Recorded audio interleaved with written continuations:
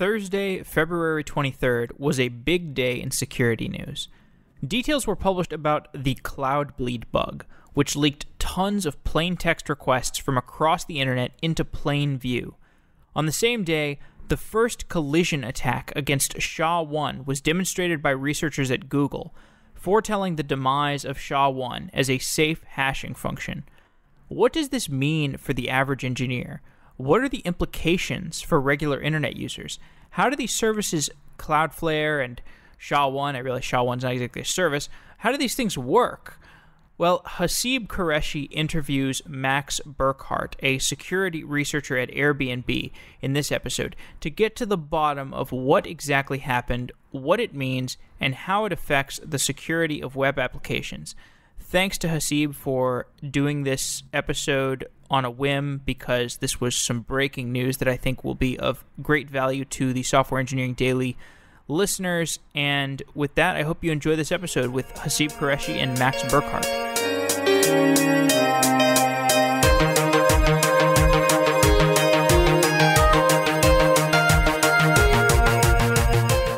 Indeed Prime flips the typical model of job search and makes it easy to apply to multiple jobs and get multiple offers.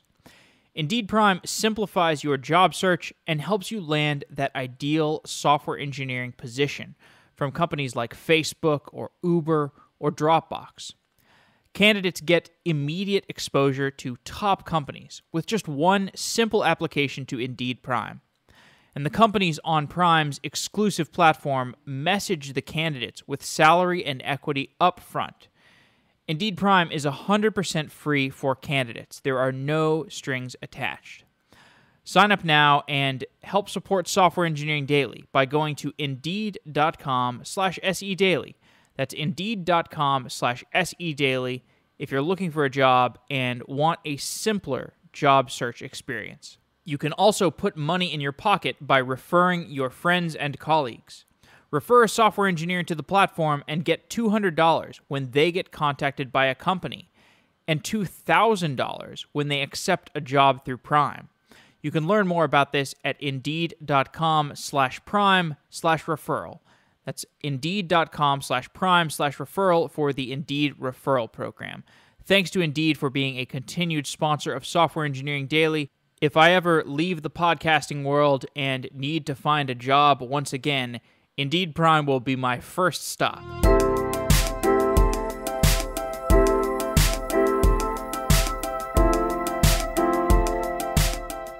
Hi, so my guest today is Max Burkhardt. Max is a security engineer at Airbnb. Max, welcome to Software Engineering Daily.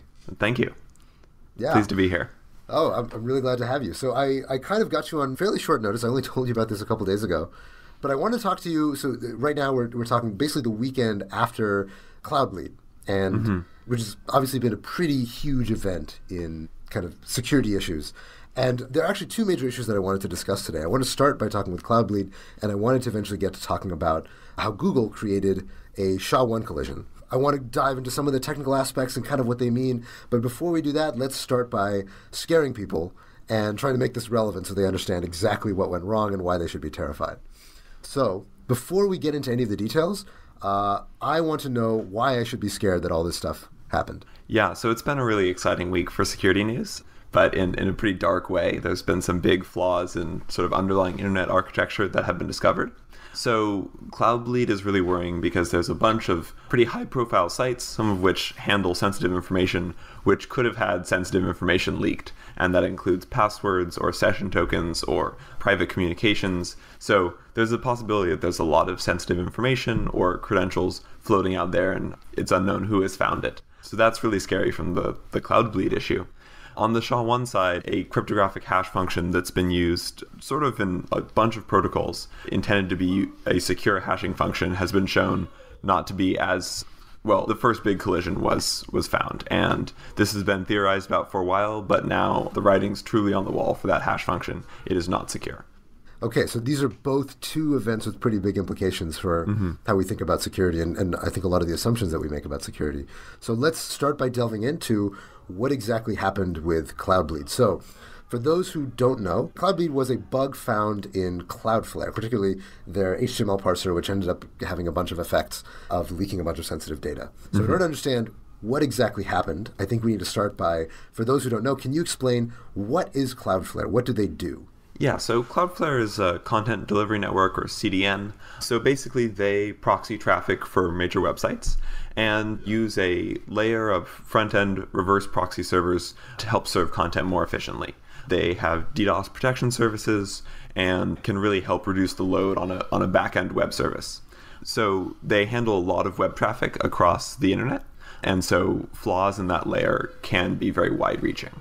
So why do so many sites use something like Cloudflare? Like, why can't they just kind of do all this sort of stuff themselves? Well, Cloudflare is able to leverage a few things. They have technology which is specifically designed to cache stuff effectively. They have servers across the world, so they can usually ensure there's a local edge near to where a user is requesting the data. And so that's pretty helpful. It's infrastructure that a company may not want to set up for themselves. So they do provide a good service there. And they have also had a history of being very good on the DDoS protection front. So I think they're pretty popular for that reason as well.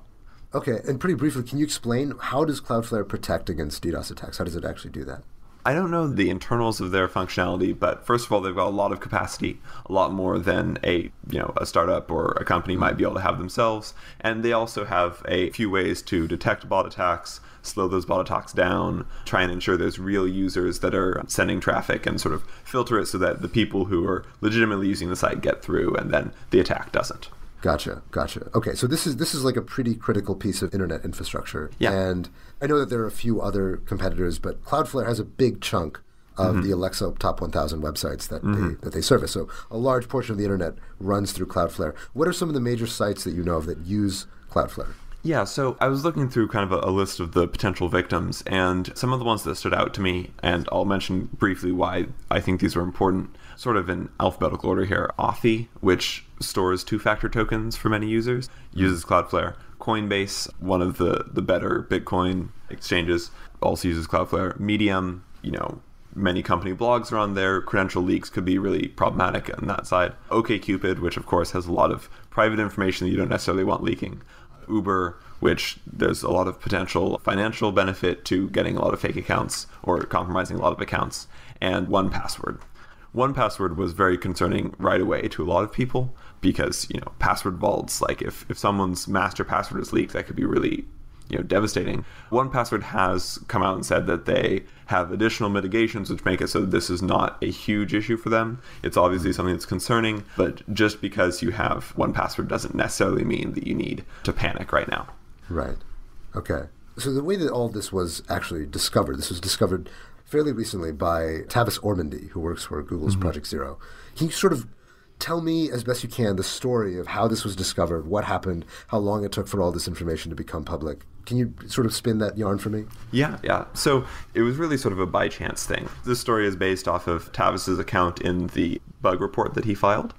And basically, Google does a lot of fuzzing projects. So fuzzing is where you basically throw random data at some sort of process and see if you can get it to crash or reveal any sort of parsing vulnerability. It's a really popular and effective way to find security vulnerabilities. And so Google does a lot of this fuzzing, but for effective fuzzing, you usually need a corpus of data to modify and tweak in order to use in your fuzzing attack. And Tavis was working on looking at websites and making them into good test cases for Google's fuzzing objectives. So in this process of taking web pages from around the internet and kind of looking at their code and cleaning them up and making sure they were good test cases, he started seeing really unusual stuff. And this usually would manifest as things like blobs of binary data being returned in HTML pages or, things that looked like HTTP headers that were showing up. And pretty quickly, there appeared to be a big issue here. So before long, Tavis, as well as some other Google Project Zero folks, were able to determine that this appeared to happen on certain Cloudflare customers when the page that was requested had some tag imbalances. So basically, HTML generally has a form that you have an open tag and a closed tag, and in some cases when a tag was not closed properly, there was this weird stuff showing up. And so that's kind of how it was discovered. It was trying to make a corpus of data to use in a fuzzing project, and suddenly things were looking weird. And very quickly, Tavis was able to get in contact with Cloudflare in order to figure out what was going on. Okay. So what is the standard procedure in that case? Like if you're a security researcher, you come across something that looks like a pretty grave bug, what are you supposed to do in that case? Yeah, so in this case, Tavis went to Twitter. A lot of the security community is on Twitter, almost all of it really. And Tavis has a large Twitter following, so he was able to get in contact with, senior security person at Cloudflare very, very quickly, which is great that worked out in that case. But we don't all have the same Twitter following that Tavis does. Right. If you are trying to report what looks like a big security issue to a company, trying to go to bug bounty programs can be a good place to start. Those are generally monitored by security staff, and perhaps you'll even get a bounty for reporting something. It's also sort of convention that the email address security at and then the domain of the company generally would go to some sort of queue for the security team to look at. That's sort of been the convention, at least. Yeah. So when Tavis discovered this, though, he didn't come out and publicly declare that this was going on. He contacted Cloudflare directly and then waited a period of time before any of this was made public. Why did he do that, and why is that? Is that generally the practice in security? Yeah, research? So this is a debate that has raged really since the beginning of the security industry, and it's called the responsible disclosure debate. And the basic two sides are, if you find a bug and you work with the creator of the software to get it fixed, then you can probably have a patch out before the general public knows about it, right? And that's good. Sure. The other side says if you just release publicly, this applies the most pressure and allows people to immediately start acting to protect themselves, and also really ensures that the company or group that is producing the software really moves to solve it as quickly as possible because everyone knows that they're vulnerable. So Google Project Zero has a policy for responsible disclosure. It's, I think, a pretty good one. Basically, they will contact companies or groups privately about issues they found, and basically there's a series of deadlines by which a company has to either respond or get it fixed or give reasoning for not fixing it yet. And if one of those deadlines has failed enough, there will be a public release. In this case, I think it was about 1 week in between Cloudflare being contacted and them coming out with a public blog post. Though I will note that Cloudflare was able to sort of stop the bleeding in most cases in about 47 minutes after hearing about it. So they did move very quickly on mitigation. Right. So when you say stop the bleeding, can you be clear, what exactly did they do to stop the bleeding, and what bleeding stopped? Yeah. So the issue, as it turns out, was that Cloudflare does some amount of HTTP or HTML rewriting on some of the content that passes through their servers. So they use Nginx as their reverse proxy layer, and they have some custom modules that if a customer has requested it, they can do some rewriting. And so this rewriting is things like changing email addresses to like sort of conceal them from the public internet, or there's a variety of things that Cloudflare can do, usually from a security perspective, to try and automatically upgrade the security of a site. So this rewriting means that the Cloudflare Nginx server has to parse the HTML being returned and change it before sending it on to the user. Right. Cloudflare had recently introduced a new module for doing this rewriting, and an interesting, rather subtle sort of interaction between this new module and the old one made it so that when certain Cloudflare features were enabled, the rewriter module would read past the end of an internal Nginx buffer when returning a response, and could potentially produce output that is from some other request somewhere in the memory of that Nginx process, which could include HTTP requests from any Cloudflare customer. So to be clear, so these Cloudflare servers are serving requests from, let's say, 25% of the top 1,000 Alexa sites. And for some sites, they may enable Cloudflare to do certain HTML rewriting on the fly as they're serving pages. So for those customers who enabled this, because of this bug in this HTML parsing, occasionally this triggered some buffer overruns. It read from other parts of memory, which could have leaked any request from any of the other servers, any of the other requests that were being fed to that server. Is that correct? Yeah, that's right. So just whether or not you had these features enabled doesn't change whether or not your stuff was leaked. It was just whether or not your site could be used as a vector for this. So when you asked me earlier, like, what does stop the bleeding mean in this case? When Cloudflare heard about this, I think they were pretty quickly able to guess kind of what the issue was. They had recently enabled this new rewriter module, and so they basically flipped a kill switch and disabled it. And that covered most of the likely cases where this could happen. I believe it was about 4 hours before they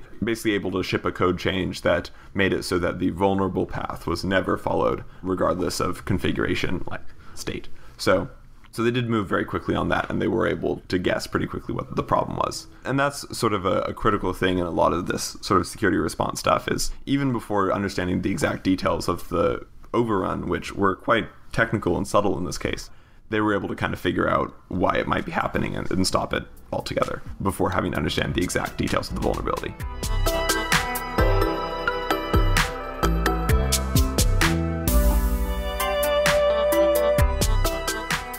Your application sits on layers of dynamic infrastructure and supporting services.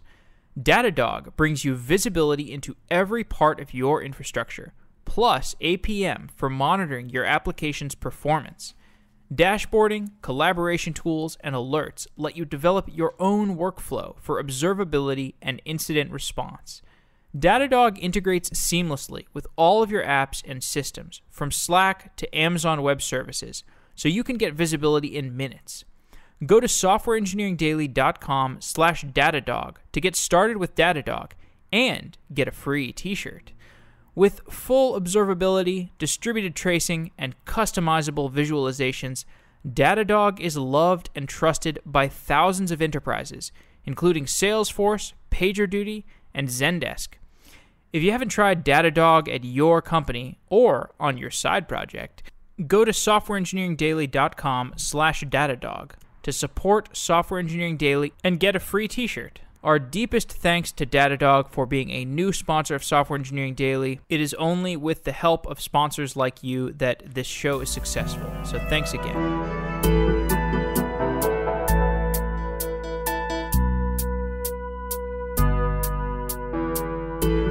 So you explained very briefly that this was caused by a buffer overrun bug in the parser code. Can you explain very briefly what is a buffer overrun and how it ended up having these consequences? Yeah, so buffer overruns are a pretty common issue in code that's written in C or C++, older C++ that is. And basically the issue is that in a language that does not automatically manage memory or automatically keep track of pointers for you, usually when you're reading from memory, you start at a particular address and then you read for some length of bytes.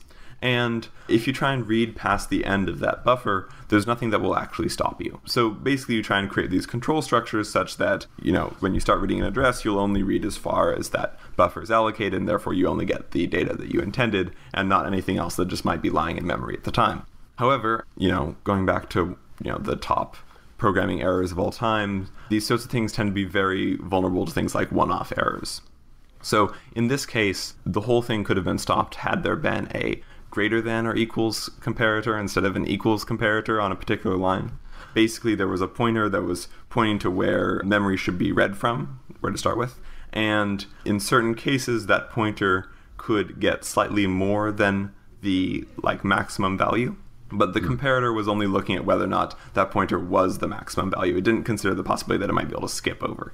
And so when the C program started to read, it started to read from past the buffer and then continue, as far as it thought was appropriate based on the type of routine. So basically, suddenly memory that was not intended for this use is being returned in this response. And that really could be anything. It's very hard to predict what sorts of things might be in a heap at any given time. And so the consequences of this bug are very wide-reaching and scary. So that's kind of the basics of how this occurred. Right. So let's say this bug is happening, right? It's basically randomly dumping memory from some arbitrary place in the heap. Of course, half the time that you're reading arbitrary data in the heap, it's going to be completely meaningless. It's not actually going to be some usefully parsable data from something. But some of the time it is. Why wasn't this data from other requests sent by, for example, Uber or 1Password or whatever, why was it not encrypted? So Cloudflare actually does their TLS termination at a different layer. So the servers that did this HTML parsing and rewriting didn't actually touch TLS at all. And that's both a good thing and a bad thing. The good thing is that there was no chance that a customer's TLS certificate private key could be leaked in this, because these boxes never had it. They were looking at plaintext traffic. The bad thing is that, yes, the traffic was in plaintext at that point, and so any requests that were in memory were just readable. So why is Cloudflare terminating the SSL? Because presumably, is SSL then again established between Cloudflare and the website serving the content? Almost 100% of the time, yes. That's how it should be set up. I assume that Cloudflare is doing that. Cloudflare will not send your traffic, randomly over the internet unencrypted, but frequently it is terminated at a CDN layer for performance reasons, and that's just how a lot of CDNs are run. I see. Okay. So to be clear, we talked about how immediately once Cloudflare realized what was going on, they found the root cause, they shut it all off. What then did they have to do, given that now they have discovered that all of this data is kind of floating out on the internet? What are the implications of that, and what did they do for remediation? Yeah, so the really nasty thing here is that once you change this code, then theoretically you wouldn't be able to produce this bug anymore or read any more requests. But the problem here was places where data that had been served in the past might still be accessible, and that really meant the search engine caches. So search engines crawl websites. They keep the information that they see there in order to index it and maybe serve cache versions of those pages later, etc. So if a search crawler had hit any of these sites that did have the vulnerable configuration options and therefore were serving up random bits of memory, those might be saved in the cache. And this is really scary, because not only is it pretty hard to detect what pages might be vulnerable to this or what might indicate that this was happening, but also there's so many search engines and there's so many people who are scraping the web all the time for storage. So because the bug was discovered inside Google started working on trying to purge this from caches as soon as possible, but it's very difficult too, because you just have HTML page and then there might be some weird data in that, but it's really hard to tell if that's just the web page intentionally being weird or if Cloudflare had accidentally slipped memory in there. And so I think that basically they took an approach of trying to come up with a bunch of heuristics that seemed to really indicate that there was a leak, and then purging things from the caches when those heuristics fired. The sort of advantage there is that, removing a cached copy of a page from Google's database is not that damaging of an action. It'll get regenerated next time the crawler gets there, so you aren't really destroying anything permanently. And I think that Cloudflare has been working with other search engines to try and do the same thing for their cache pages, but there's a lot of them these days, and it's difficult to ensure that this has been done properly. We also don't know how many people are just scraping the internet for other reasons and might have this sort of thing lying around. Right. Okay. So this is obviously a big problem because data is not just cached by search engines, but it's also cached by DNSs, it's cached by browsers, it's cached by routers, right? And so now this, from what I understand, these plaintext requests that were being sent over the internet are now cached all over the internet, not just by Google. Is that correct? Yeah, that's right. Okay. So let me understand now. So given that, we have a big problem now of trying to clean up all this data, try to scrub whatever it is that we can find, even though it's quite hard to find exactly which web pages were affected and how we can clean out these caches. Give me an idea of what exactly is the attack vector now. Let's say you're an attacker and all this data is somewhere out there. What can you actually do? What damage can you actually do with it? Yeah, so it's tough because you have to actually find data that's useful to you. And sort of a saving grace in this, it's difficult to target this attack, right? The data that was being returned by Cloudflare is semi-random. It's just kind of whatever was on the heap at the time. So you couldn't say, I want to go find content from OkCupid and, figure out exactly how to get that. It was just sort of probably evenly spread based on how much traffic was passing through. So you just kind of have to try and collect as much data you can about the requests that were served by Cloudflare during this vulnerable time. And I should note, it's not like Cloudflare has been doing this forever. The earliest time it could have happened would be September of 2016, when this started to be introduced, and it would have happened at very low rates until, I think, February 13th, at which case some changes happened where it started happening a lot more.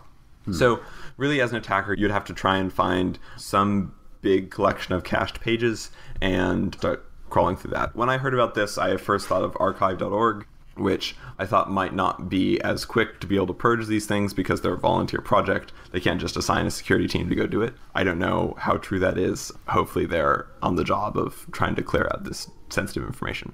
Right. So you mentioned that, as this bug was out in the wild, it seems like a very, very small percentage of the traffic from these affected sites was actually leaked because this was a very low-frequency bug. And, of course, it was just spewing random memory. It didn't necessarily spew any given request. So given that there was such a low rate of potential compromise, what should the potentially affected sites do about this? Like, if you're Uber or if you're OkCupid, what should you do? Yeah, this is a tricky one. So the percentage of requests that were affected is quite low, true.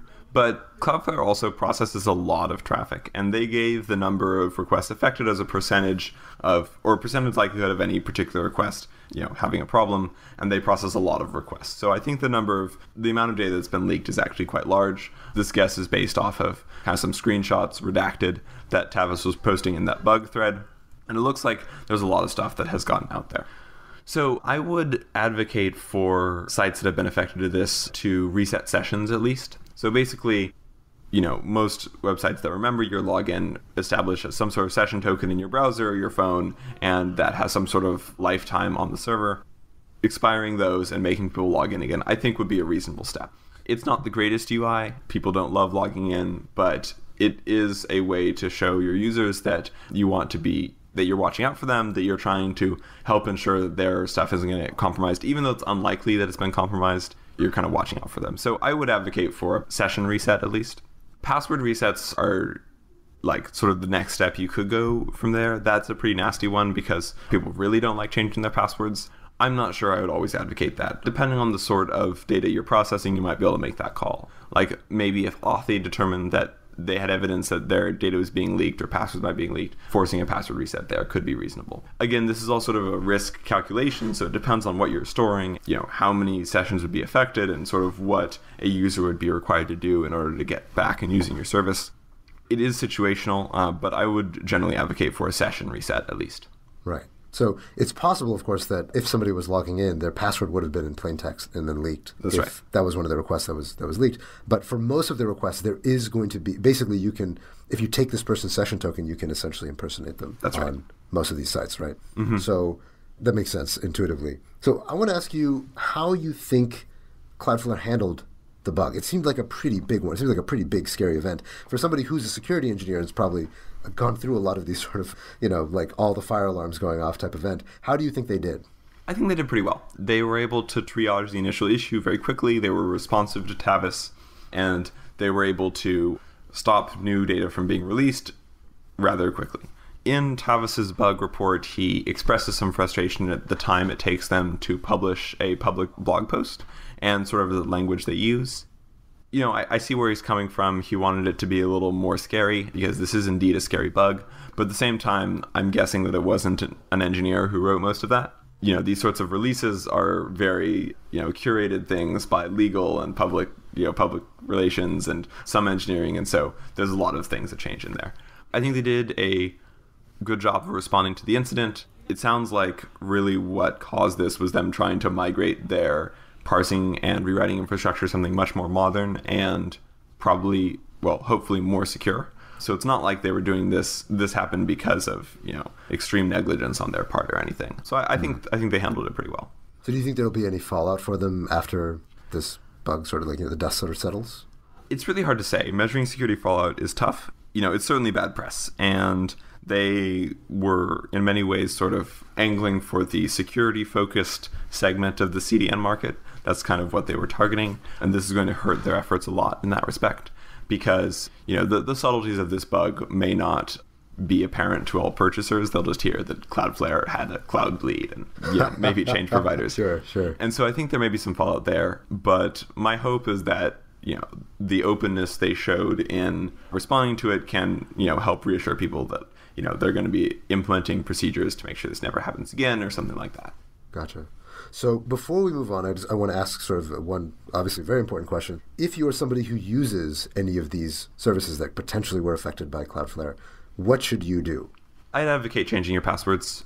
So just as a quick recap, the ones that I would be most concerned about are Authy, Coinbase, Medium, OkCupid, Uber, or 1Password. It is a little bit of a pain, but it's just, not worth the risk. And obviously, if you are using the same password on those sites as other things, it may be time to do larger rotations. This may be a good time to grab a password manager and start transitioning over to that if you haven't already. I can actually highly recommend 1Password. It's a fantastic password manager product. Great. And so what do you think, trying to sort of put some kind of a bow on this, what do you think are the lessons for the security community after seeing what happened with Cloudbleed? Yeah, so the response for a lot of people, and I agree with this, is, this is just, exhibit 5,322 or whatever of using C is dangerous. C's been with us a long time. It's fast. frequently used in this sort of like, need to be real fast CDN type technology, but it's really not safe. The work that Mozilla is doing with Rust seems like it's providing a fantastic alternative to those sorts of system languages that still lets you code safely and, eliminate this sort of bug class entirely. Like, you won't hear about buffer overruns in a Java program, and it'll be a lot harder to do it in a Rust program too. So I think we just need to continue that migration of taking things that were written in these old languages that aren't that safe and move them over to things that are much more modern. In web security, we talk a lot about trying to use frameworks to help ensure that writing bugs is really hard and, covering these bug classes automatically at a framework level, and languages can provide that in some cases. Theoretically, your language should be able to just sort of end the concept of buffer overruns entirely. Right. That makes sense. But one thing that also occurs to me as being one weird consequence of this particular bug is that I feel like consumers are becoming more and more sensitive and almost more fatigued by all of these events that keep happening where their passwords get leaked here, this site gets attacked, that site gets attacked.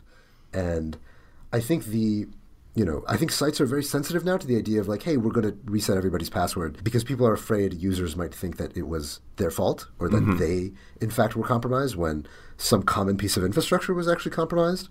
And I sense that that's part of what makes this situation so tricky is that, for example, for Uber, a very, very small portion of all of their traffic was potentially getting leaked. But to reset all of the passwords on Uber would make it seem like something really catastrophic had happened. Yep. That was Uber's fault. So, working as you do for a tech company and having the particular incentives, how do you see that sort of game being played? And do you think that's going to change at all? Yeah, and I think this is, that discussion is happening at all these companies. Like, what is the risk that we think our users are under? At what point do we make that call of, security above all things, or is this risk we can accept and, keep user sessions alive? So there's a lot of things you can do to try and mitigate this sort of risk. Like, first of all, there are many companies which have done really great things in kind of adding analysis to user sessions and user activities to figure out when something might be weird, like if a user has been compromised. So this can be a really powerful tool in the case that you might have some sort of session breach that isn't your fault.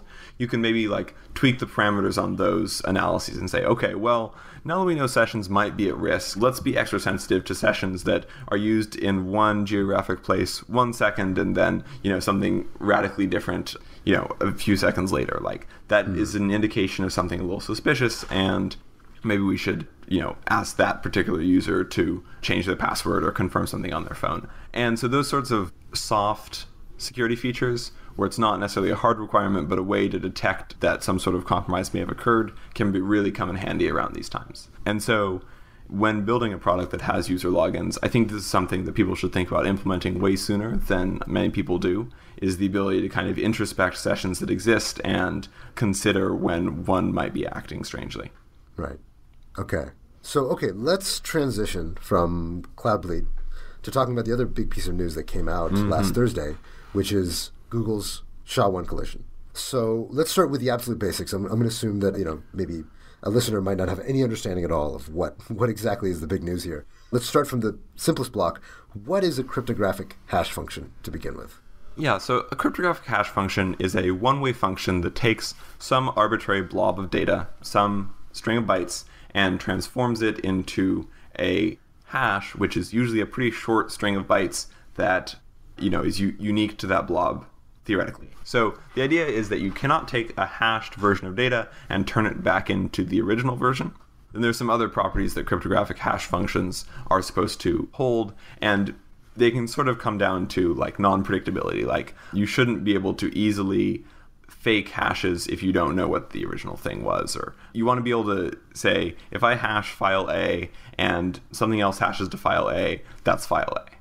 Gotcha. Okay, so it's like a unique signature that gets created. That's the idea, yes. Okay. Now, if you think about it mathematically, if you're taking any string of bytes and reducing it to a fixed string of bytes that is pretty small, then theoretically there must be more than one thing that can collapse to that shorter string of bytes. You can't, Right. It's not infinite compression. But the idea is that it's very hard to exploit that or find something that sort of collision occurs. Okay, I see. So can you explain just very briefly, what's the difference between hashing and encryption? Yeah, so encryption is a two-way function. So when you take a file and encrypt it, the theory is that you can then take that encrypted version of the file and go back to the original one if you have the key. If you have a hash, no one should be able to go back from the hash to the original file. And hashes are really more about identification than protection.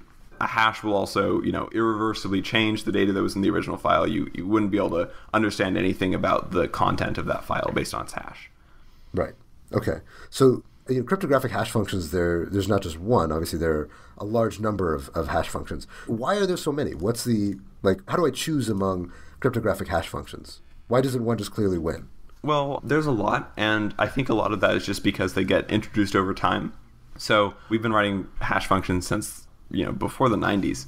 And as computing power increases and as cryptographic research increases, sometimes we find they're bad. And then it's time to move to a new one. And so you kind of get this littered trail of broken hash functions in the wake of technological progress. And the tricky thing that makes hash functions stay around is that maybe one gets popular for a few years, and so it gets implemented in all the libraries and frameworks and languages, and so it becomes very easy to use. But then when a weakness or a break is discovered, suddenly it can be hard to get everything to switch over. So you've probably heard of MD5, which is a very well-broken hash function. MD5 was introduced, I think, around 1991 and was totally broken around 2004. But it's still used in some places because everything implements it. It was very popular in like the early 90s and like maybe even early 2000s.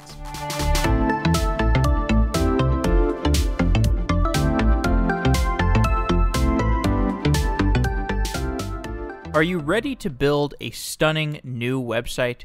With Wix.com, you can easily create a professional online presence for you and your clients. It's easy. Choose from hundreds of beautiful, designer-made templates. Use the drag-and-drop editor to customize anything and everything. Add your text, images, videos, and more. Wix makes it easy to get your stunning website looking exactly the way that you want. Plus, your site is mobile optimized, so you'll look amazing on any device. Whatever you need a website for, Wix has you covered. The possibilities are endless, so showcase your talents. Start that dev blog detailing your latest projects. Grow your business and network with Wix apps that are designed to work seamlessly with your site. Or simply explore and share new ideas. You decide. Over 100 million people choose Wix to create their website. What are you waiting for? Make yours happen today. It's easy and free. Just go to Wix.com, that's Wix.com, and create your stunning website today.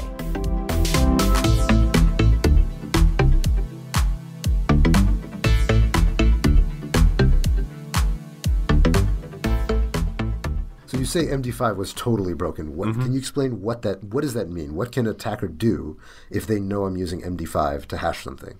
Yeah, so I'll go quickly through kind of the three qualities of cryptographic hash functions that are important. There's collision resistance, which is where you shouldn't be able to make two messages that hash to the same thing. That's a collision. That's what Google discovered in SHA-1 last week. There's second preimage resistance, which is where if you have a message that you're going to hash, it would be hard to find another message that hashes to the same thing.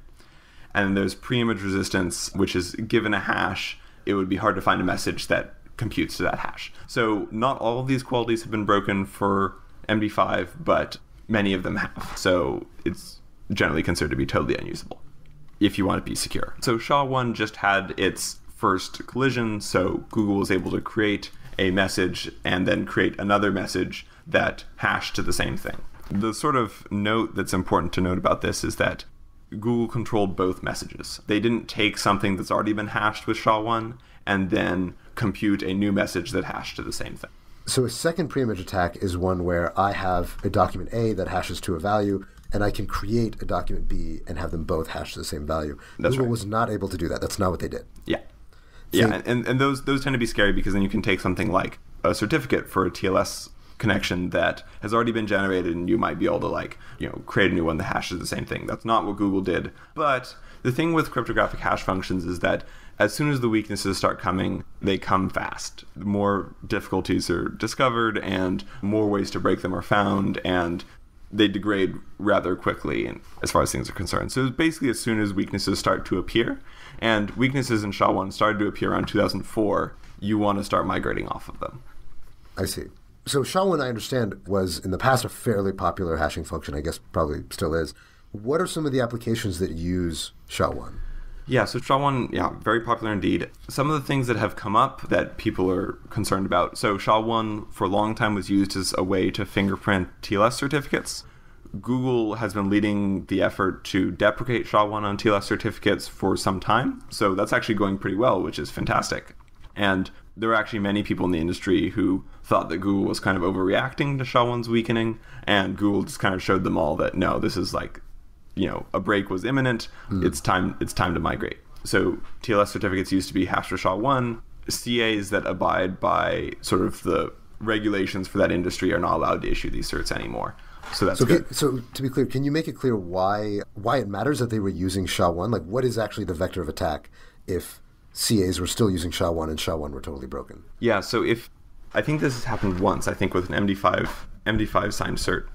Basically, an attacker was able to create a certificate which they could present with a private key they controlled that appeared to be the legitimate signed one of a website.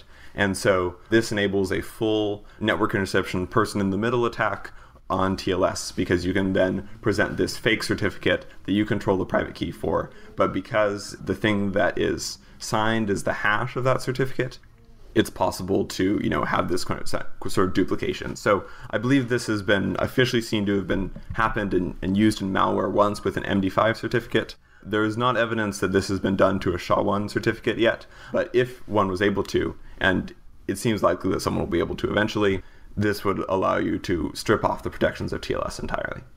Wow, okay. Yeah. But SHA-1 has already been deprecated for It's been deprecated for CA certificates, yeah. Okay. So what other applications use SHA-1?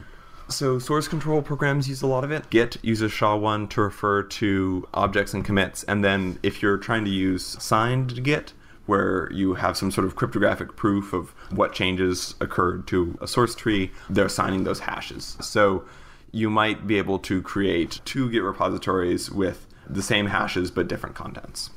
And this is pretty concerning. SVN totally blows up if there's any sort of collision in its source tree. It appears that if you do put a colliding file in this in SVN, it'll just kind of break the repository entirely. Other popular applications of SHA-1 include things like BitTorrent, and then all sorts of things. SHA-1 is very common. It's been used for a long time. The reason it's called SHA-1 is that it was sort of the result of a standardizations process by, I believe, NIST, and so it kind of got this generic standard hashing algorithm name. They've since moved on to SHA-3, by the way. Okay. So I know Git uses SHA-1. And so Linus Torvalds, the creator of Linux, has publicly claimed that Git is not vulnerable to any attacks based on SHA-1 collisions. Or not any attacks, but with some caveats. Can you explain why that's the case? Yeah, so Linus said that Git is not vulnerable because in addition to keeping track of the hash of objects, it also keeps track of their length. And because of how this collision attack works, it would be really hard to make 2 things that both hash to the same thing and have the exact same length. And so his claim was that Git is not really vulnerable because you wouldn't really be able to compute this collision in a way that Git would allow. Okay. However, I was not a huge fan of his response because, he says it's not a huge problem, but this is something that I think Git should have sort of predicted. If the whole browser world and the CA world is moving off of SHA-1 onto something stronger, that's an incredibly, molasses-like industry. It's very hard to get them to move, but they were doing it, and they were doing it for these security reasons. And if the, CA forum is kind of moving faster than you, I think that's something to be concerned about. So I think Git should have tried to migrate to SHA-2 or SHA-3 a long time ago. Hopefully they take this opportunity to really make moves there now. Right. So one argument that I recall Linus making is that SHA-1 and really any hashing function that is used in Git is not actually used for security so much as it's used to generate signatures and do deduplication and stuff like that. What do you think of that claim or that argument? I think that he sort of undermines it himself in his own post. To quote from it, he says, so we do take advantage of some of the actual security features of a good cryptographic hash, and so breaking SHA-1 does have real downsides for us. Because they're using crypto to sign trees based off SHA-1, and so the hash does end up being part of this chain of trust. And so for people who are expecting Git's signing features to really give them security, suddenly there's this sort of like missing component of it, which is that the security of the hash function underlying it is not good. So one thing that I should mention, which is something that I kind of learned about in this whole incident, which was really cool, which is this concept of counter cryptanalysis. So this is some research that's been going on to basically, let's say a function is weakened, like we know SHA-1 is now. Can you detect if a collision attack has occurred on a particular file? And it turns out, yes. So Google has released a tool where you can give it any sort of file and ask it, was this part of a collision attack? And you don't even need both files that were involved in the collision attack. You just need one of them. And so what you can do is that you can analyze every file and try and see if there's someone who's trying to do some collision stuff and possibly mess with you. So this has actually already been added to Google Drive and Gmail. If you try and mail someone a colliding file, I'm not sure the exact behavior, but I think it'll just reject it because it knows that something is up. And so Linus offered that I think they've already built some patches that could allow you to run this counter cryptanalysis on all objects in the Git source tree and therefore detect if someone is going to try and do some sort of collision attack against you. Okay. So given what Google was able to do, what sort of attack would actually be possible right now, given this discovery? So Google created 2 PDF files that look totally different but have the same hash.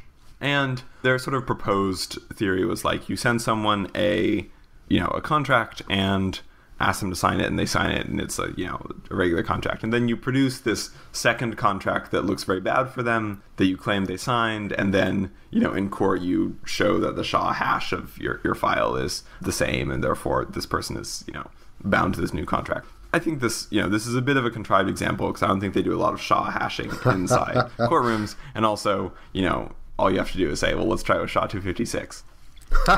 But okay. So that was the sort of proposed one.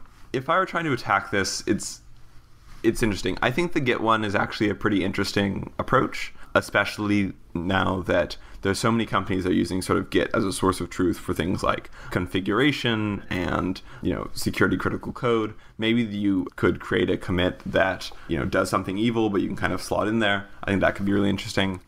The BitTorrent one is also an interesting approach. I haven't seen a lot of people discussing this too much, but I think it might be possible to maybe poison a torrent by basically starting to seed bad shards of a file that are basically the result of a SHA collision and, basically making people's files break when they download them. I think that would be a pretty interesting attack. But it is expensive. Are those attacks only possible with a second preimage? Like, how can you do it if you only have...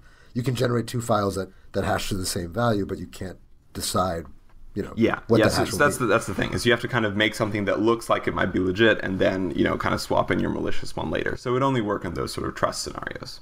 Okay. So you'd have to generate trust first for the file. That's right. And then you could swap out a second file. But do you have arbitrary control over what's in that file, or is there some, basically do you have to enter in a bunch of random garbage to make it hash to the same file? There's going to be a lot of random garbage, but it turns out there's a lot of file formats that are quite forgiving of this.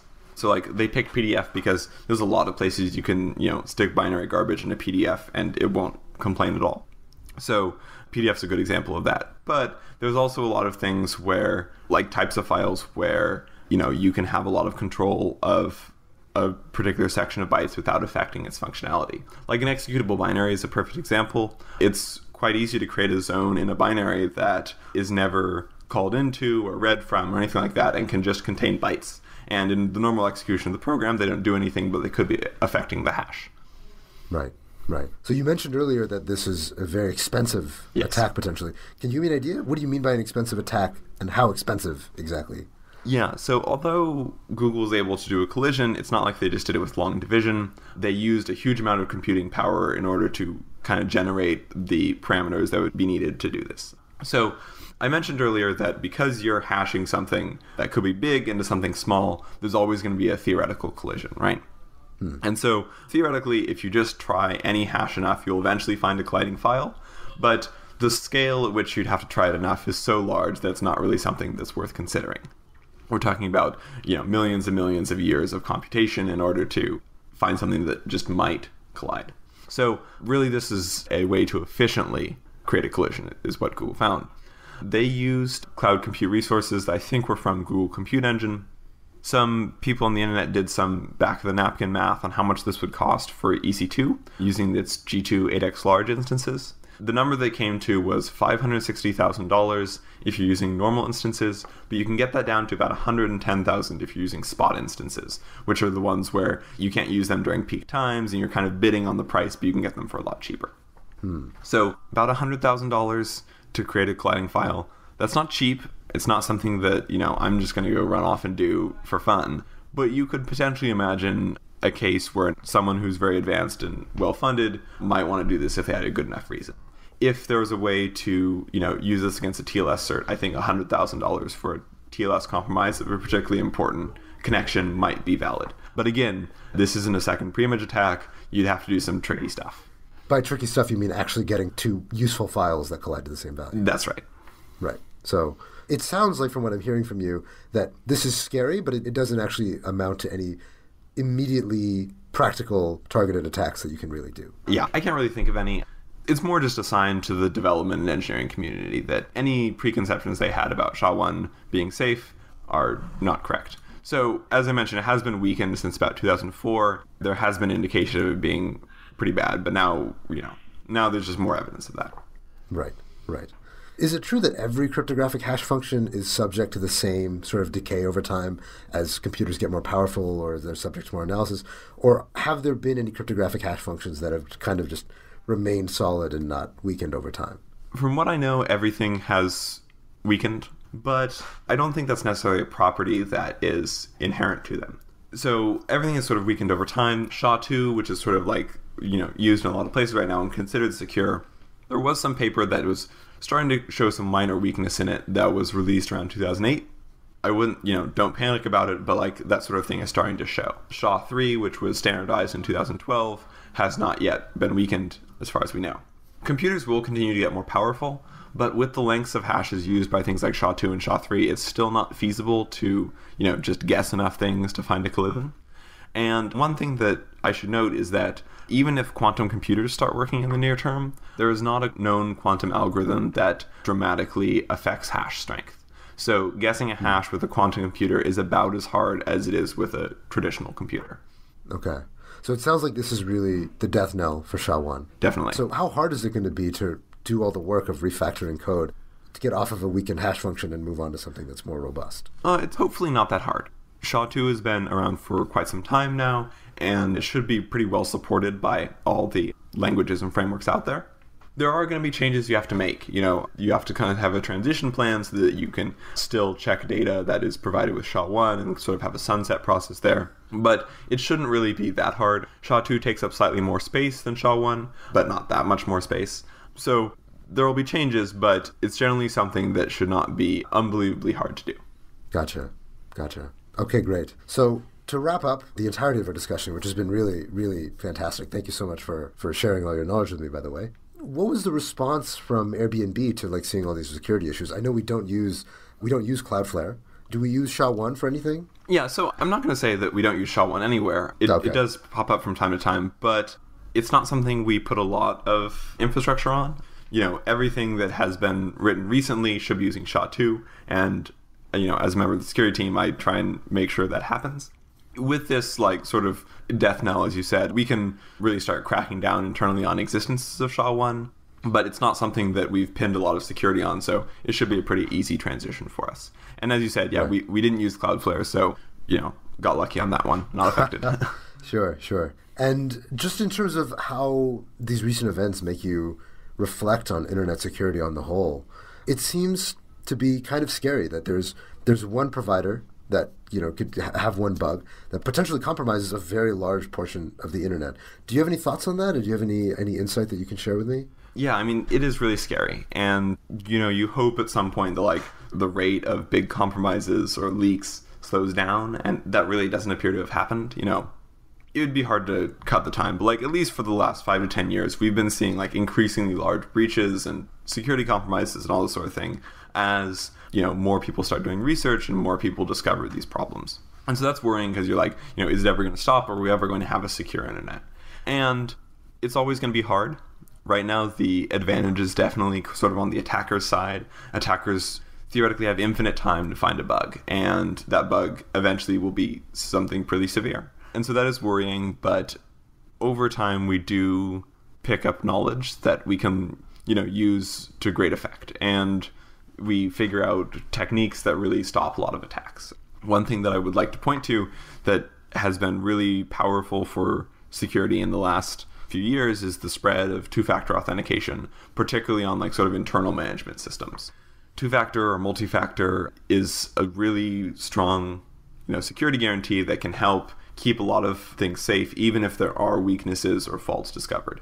And in general, you always want to be designing these things so that one thing can fail and you always have more protections. And that's something that wasn't really done, 10 or 15 years ago. It was sort of that hard shell, soft center style for networks or security systems. And that's really changing. It's all about internal gating. It's all about monitoring things and knowing that stuff is going to fail, but being able to respond effectively and also contain the problem to something that you can manage. So that's something that we've learned over these years, is that that's an approach that can work, and it's an approach that is effective, and it's something we're going to keep doing a lot of, so that hopefully when these things come out in the future, we can easily identify kind of what it could have affected and contain the breach.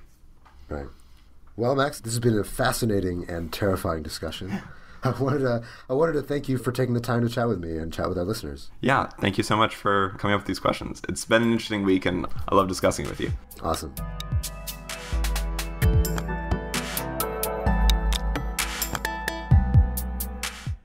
A few things before we go. If you like the music on Software Engineering Daily, you might like my most recent album called Commodity, which features a lot of the songs that air on this podcast. My artist name is The Prion, that's Prion, on Spotify, Apple Music, and Amazon. Also, Software Engineering Daily is having our second meetup, March 9th at Galvanize. You can find details on our meetup page. And finally, we are about to post our second listener survey, which is available on softwareengineeringdaily.com. This is your opportunity to have your voice heard and let us know how we can improve. This data is super valuable to us, and we look at every single response. So please take the listener survey at softwareengineeringdaily.com. Thanks for listening to all these announcements. We'll see you next time on Software Engineering Daily.